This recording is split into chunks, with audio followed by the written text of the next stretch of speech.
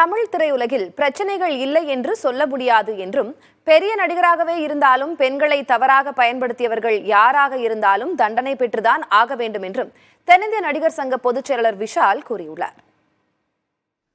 சென்னை கீழ்ப்பாக்கத்தில் உள்ள கருணை இல்லத்தில் தனது 47வது பிறந்த நாளையொட்டி நடிகர் விஷால் முதியோர்களுக்கு உணவு வழங்கினார்.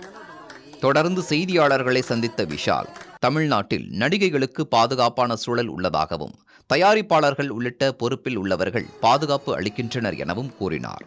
அப்படியும் மீறி நடிகைகளிடம் தவறாக அணுகும் நபர்களை செருப்பால் அடிக்க வேண்டும் என்றும் ஆவேசமாக கூறினார். இப்போ மேலோட்டமா இருக்கா இல்லையான்றது நம்ம சொல்ல முடியாதுங்க. இருக்கலாம், கண்டிப்பா இருக்கலாம். இல்லாம எப்படி இருக்கும்? இப்ப காலகாலமா தமிழ் சினிமால குற்றச்சாட்டு இருந்துட்டு தான் இருக்கு. இருக்கலாம். ஆனா நான் அதான் சொல்றேனே, நீங்க சுதாரிக்கணும். சுதாரிச்சு சூதானமா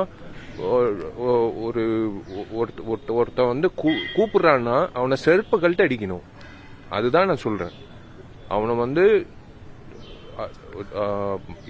என்ன பயன்படுத்திக்க கூடாதுன்னு அந்த தைரியம் அவங்களுக்கு வரணும். அது கண்டிப்பா வரணும். தமிழ் திரை உலகத்துல இருக்கா இல்லையான்றது சொல்லும் போது நான் அது நான் பெருசா சொல்ல முடியாது. ஆனா சிச்சுவேஷன்ஸ் ஆர் தேர். சில தயாரிப்பு நிறுவனங்கள் ஒரு அலுவலகம் போட்டு போட்டோ ஷூட் எடுத்து பெண்களை பயன்படுத்திக் கொள்வதாகவும், அத்தகைய நிறுவனங்களிடம் பெண்கள் எச்சரிக்கையாக இருக்க வேண்டும் என்றும் விஷால் கூறினார். இந்த பேட்டியின் போதே தன் மீது அண்மையில் புகார் கூறிய நடிகை ஒருவர் குறித்தும் பேசி புதிய சர்ச்சைக்கு வித்திட்டுள்ளார் விஷால். ஸ்ரீரெட்டி யாருன்னு எனக்கு தெரியாதுங்க. அவங்க அவங்க பண்ண சேட்டை தான் எனக்கு தெரியும் தவிர அவங்க யாருன்னே எனக்கு தெரியாது.